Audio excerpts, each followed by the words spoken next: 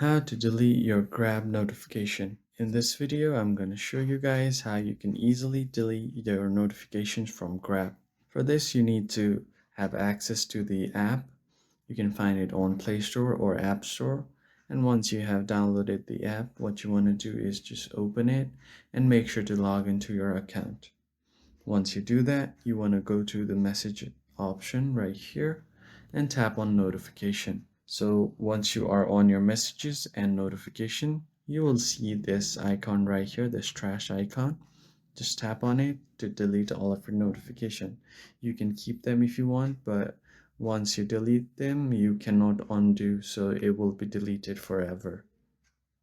So just tap on delete all, and as you can see, notification here is not available now. Everything has been deleted. And that's how you can easily delete notification on your Grab account. I hope you found the video helpful. If so, please hit the like button below and subscribe to the channel so you get more content like this.